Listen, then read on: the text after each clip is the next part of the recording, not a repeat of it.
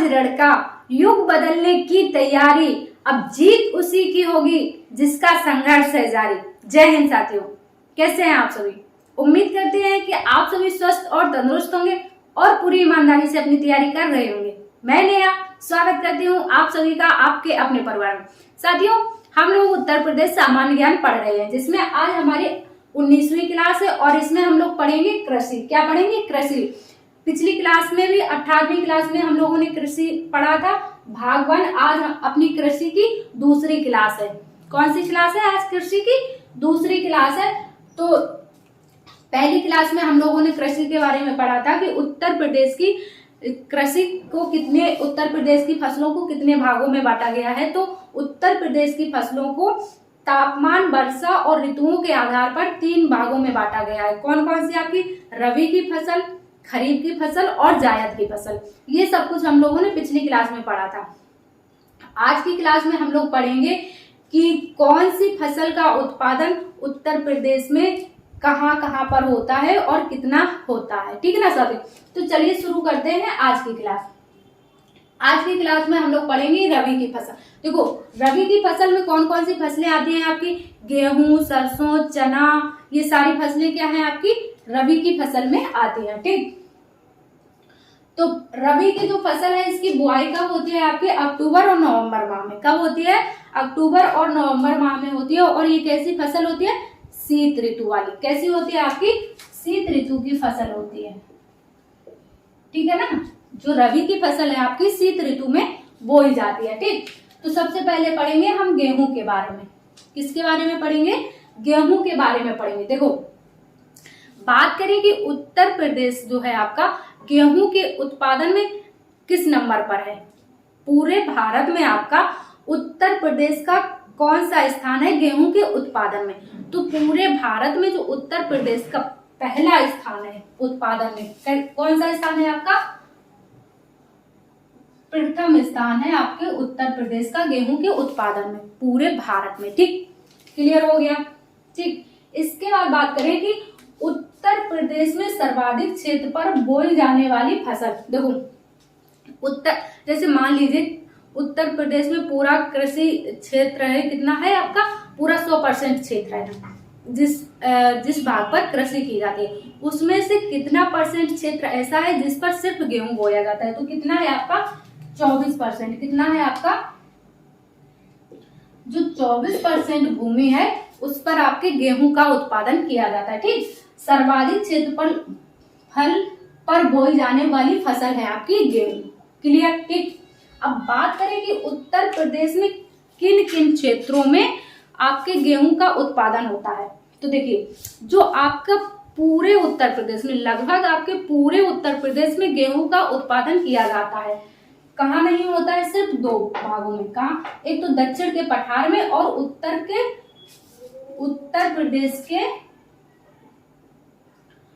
प्रदेश के उत्तरी भाग में गेहूं का उत्पादन नहीं होता है। कहाँ कहाँ आपके? दक्षिण के पठार वाले क्षेत्र में और उत्तरी भाग में। उत्तरी भाग में क्यों नहीं होता है आपका? देखो, क्योंकि उत्तरी भाग में क्या है आपका? भावर का क्षेत्र है। कौन सा क्षेत्र है? भावर का क्षेत्र है। वहां पर आपका क्या होता है?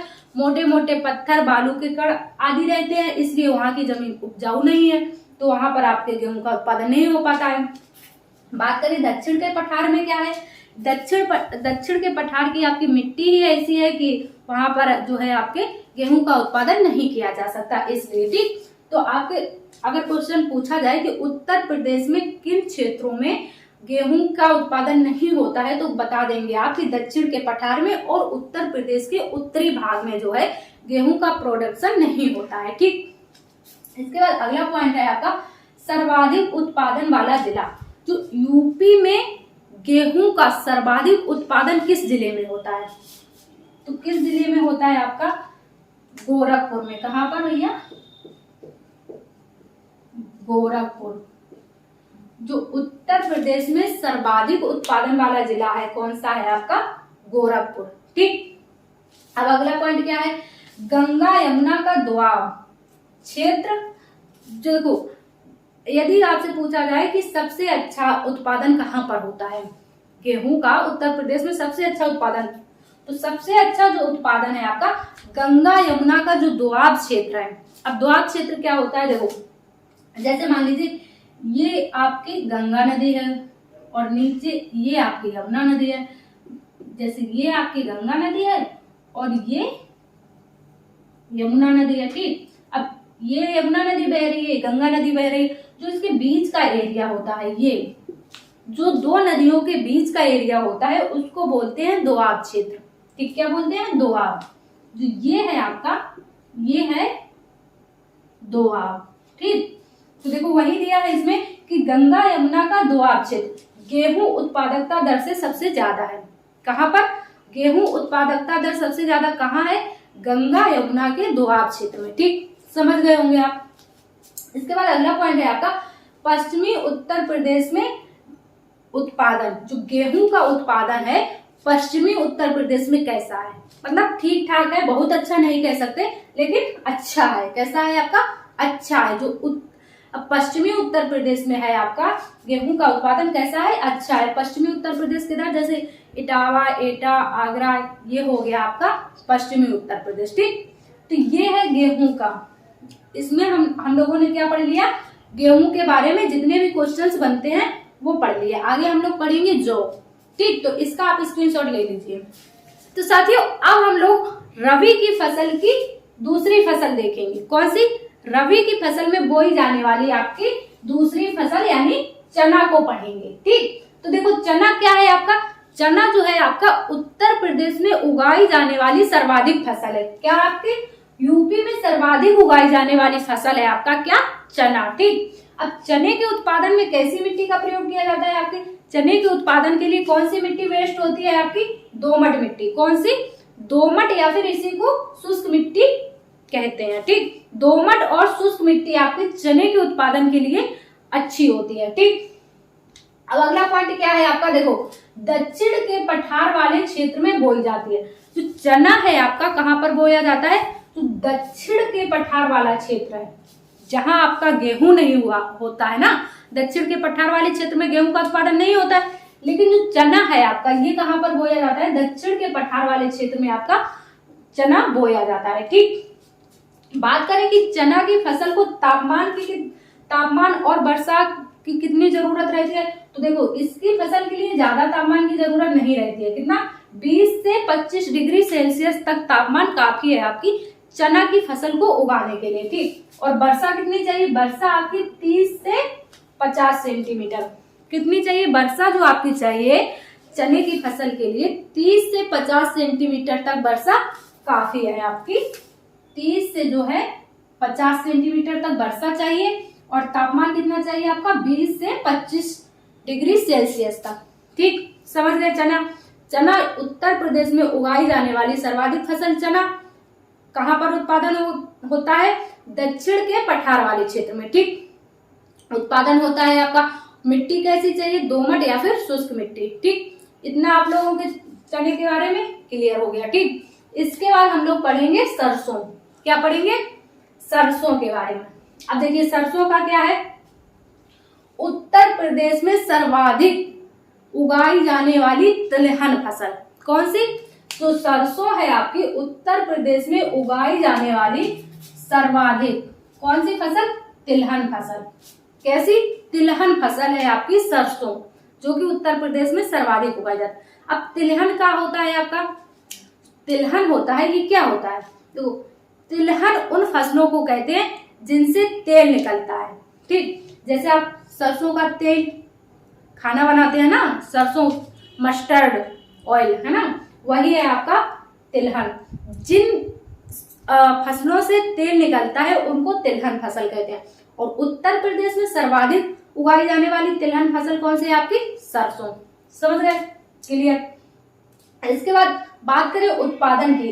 उत्पादन में उत्तर प्रदेश का स्थान, सरसों का स्थान कौन सा है पूरे भारत में आपके, उत्तर प्रदेश में, ठीक। तो कौन सा स्थान है आपका, यूपी का कौन सा स्थान है सरसों उत्पादन में, तो कौन सा स्थान है आपका, सेकेंड स्थान है।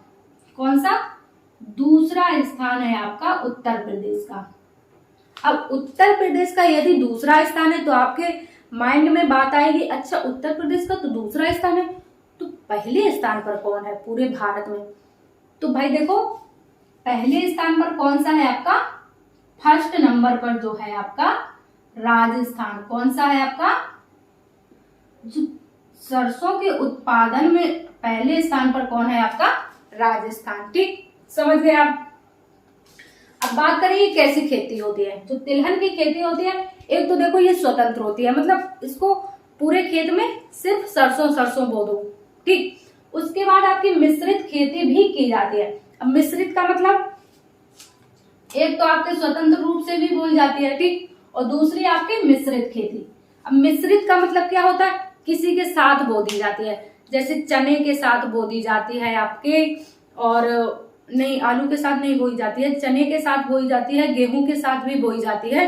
तो ऐसी कुछ फसलें होती हैं जिनके साथ आपकी सरसों बो दी जाती है, इसलिए इसको मिश्रित खेती भी कहते हैं। ठीक, कभी कभी क्वेश्चन ऑप्शन में दे देगा कि निम्नलिखित में से मिश्रित फसल कौन सी है, दे देगा सरसों, गेहूं और ये सारे ऑप्शंस में दे देगा, खीरा, ककड़ी, तो आप बता देंगे सरसों जो है आपकी मिश्रित फसल है। ठीक, समझ गए?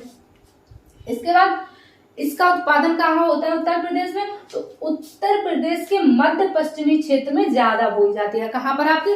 उत्तर प्रदेश का जो मध्य पश्चिमी क्षेत्र है, मध्य पश्चिमी क्षेत्र कौन सा आपका?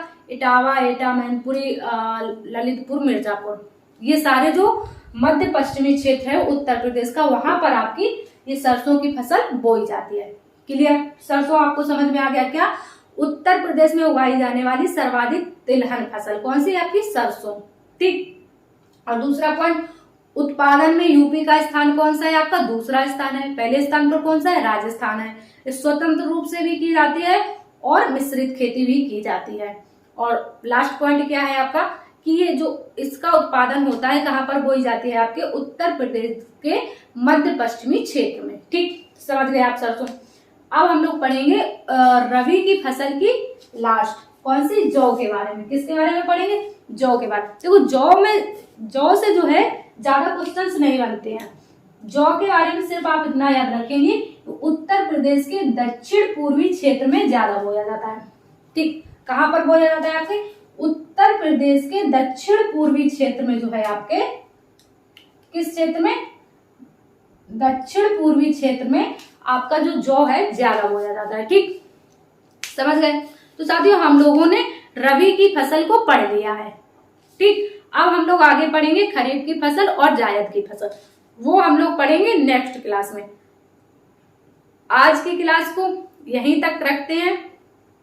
आज की क्लास में आपने जितना भी पढ़ा है उसका नोट्स बना लीजिए, क्योंकि यदि नोट्स नहीं बनाएंगे, रिवाइज नहीं करेंगे, तो सारा सब कुछ आपका पढ़ा पढ़ाया बेकार हो जाएगा। क्लास में पढ़ लेंगे, अभी आपको लगेगा कि हाँ हमको सब कुछ याद हो रहा है, हमको सब कुछ समझ में आ गया है, लेकिन जैसे ही आप क्लास को छोड़ देंगे, एक दो दिन तक याद रहेगा, लेकिन लंबे समय तक आपको याद नहीं रहेगा। इसलिए क्लास को देखने के साथ साथ आपको नोट्स भी बनाते रहना है, ताकि आपको 2-4 दिन में उसको रिवाइज भी करते रहेंगे, ताकि आप चीजों को भूलें ना।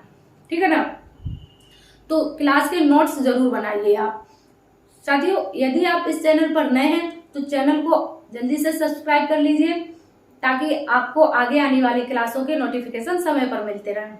और क्लास को बिना लाइक किए मत जाना, क्लास को लाइक जरूर कर दें। क्लास पसंद आती है तो अपने दोस्तों के साथ शेयर करें, और चैनल पर नए हैं तो चैनल को सब्सक्राइब करें।